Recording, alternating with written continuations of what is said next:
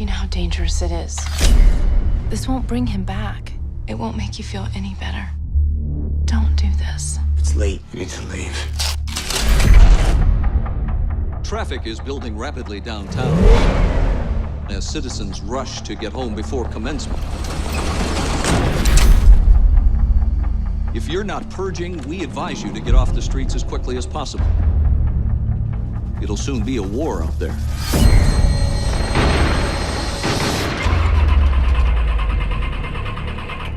Come on!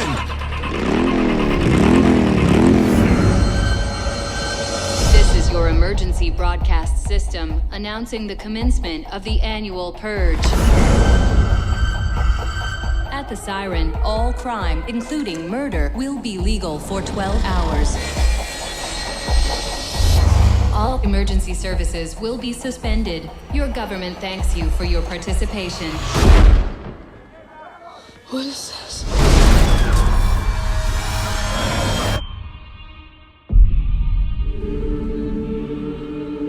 Tonight allows a release. America, a nation reborn. Just drive. Stick to the plan.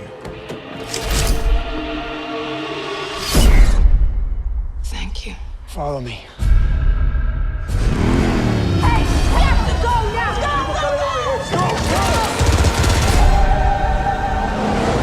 We should be out of here. As long as we keep moving, we're okay. People like us, we don't survive tonight!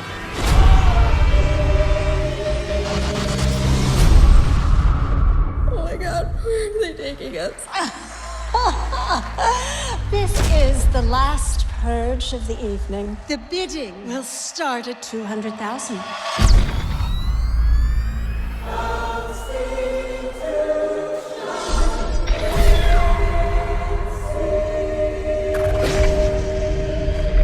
Just remember all the good the Purge does.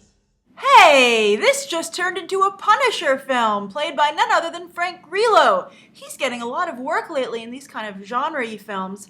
This horror film, and also he's in Captain America: The Winter Soldier as Crossbones. So I'm glad that he's on a lot of cast and directors' radars. Let's see what he does with the opportunity. I think it's interesting to have a vigilante aspect to this film. And I think that's very smart, though, as I said it with the first trailer review for The Purge Anarchy, how they've kind of expanded the universe of The Purge. I think it's very smart, and they really emphasize here that while in the first film they were showing what was happening to a family that was under lockdown in an affluent neighborhood, they're showing what it's like if you don't get to be on lockdown, either for circumstances beyond your own control, or you were on lockdown and someone drags you out like those two teenage girls. I think obviously this is a much more diverse film. It's going to reach a lot more demographics with its casting. When you have multiple storylines like this, you can it's perfect. It's the perfect setup to reach multiple demographics because you can cast that way as they have here. And I think this is going to make a lot of money. I think it's going to do very well. I continue to think this is one of the scariest concepts out there. Now, a lot of you, we had this big discussion over in Let's Be Cops also earlier this week about where the line is between a movie and reality, and what kind of behavior will be repeated. And a number of you, I said with Let's Be Cops, where you have Jake Johnson and Damon Wayans Jr. As two guys pretending to be police officers and actually answering 911 calls, I said I thought that was irresponsible, because I think that someone maybe might see the film and say, hey, let's do this ourselves. A number of you said, oh, that would never happen. But, as many people have pointed out, don't forget Columbine and how that was inspired by the Basketball Diaries.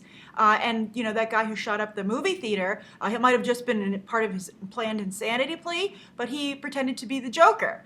I think that there are impressionable people out there, and I think, well, of course, most people wouldn't be inspired by these films. The danger comes from the one or two that are. It just takes one person to inflict an incredible amount of harm in real life. So I think movies do have a responsibility not to incite that kind of behavior. And I thought the first film was very frightening, and then I could definitely see that happening. When you see all the hate on the internet, look at the hate in the comments on the Let's Be Cops video. People when they have no inhibitions and they don't have to answer to their actions, they can really, I think you'd be surprised at what people are capable of, even just on a keyboard.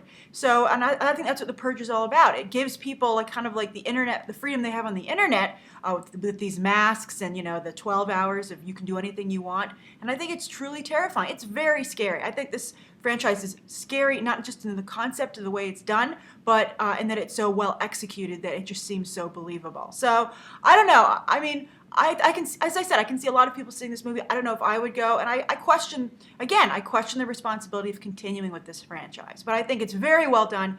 It's extremely smart. Jason Blum, who's producing that Gem and the Holograms film, but he still has one foot in the horror genre, continues to be a brilliant producer, a brilliant Hollywood businessman. And I think that this film is just beautifully constructed, and it's going to do quite well, as evidenced by the heat that this trailer and the first trailer have generated on the internet. So I'm curious, what do you guys think? What do you think of? Do you agree about, you know, when I bring up the Columbine example, the guy who shut up the Dark Knight Rises movie theater, who said he was inspired by the Joker? I mean, when you bring those into effect, into the conversation, do you see where I'm coming from more, or do you just really believe that, you know, nobody, life doesn't imitate art. Art imitates life, and maybe I guess that's a very thin line. So write your comments down below. Thank you to everybody who asked me to review this trailer, and you can check out some more episodes right now.